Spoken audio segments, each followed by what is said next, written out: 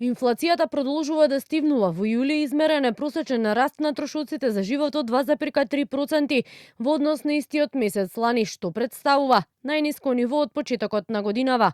Кај индексот на цени на мало пак е забележано зголемување од 1,8%.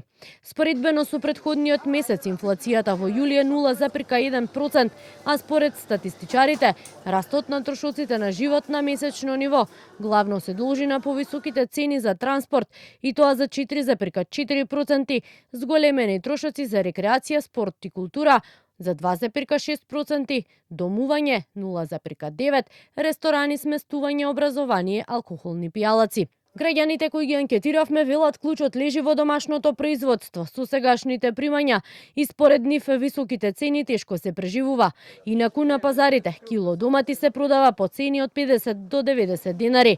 Околу 70 денари се кило пиперки и грозје. Лубеница може да се најде и за 10 денари килограм. Пензионерите ние по 21.000, по 20.000 пензија.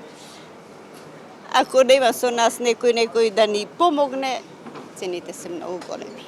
Скапо, не скапо, мора да се јаде. Инвестиција во земјоделието. Министерството за земјоделие треба да биде број 1.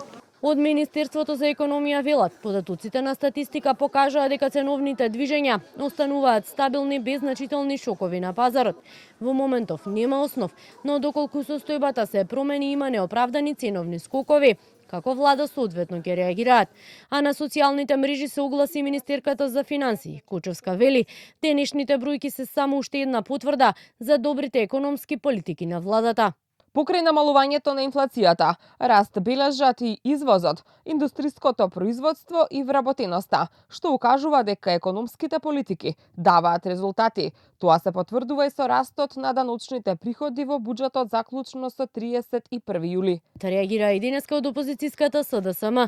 Според партијата, секој пат кога владата ќе кажела дека цените се намалуваат, граѓаните плаќале повеќе. Минатиот месец намалување имаше кај минималната синдикална кошничка, која ја пресметува ССМ. Според пресметките на синдикатот, во јули за 108 денари беше забележано намалување во делот на храната и околу 50 денари поевтинал транспортот.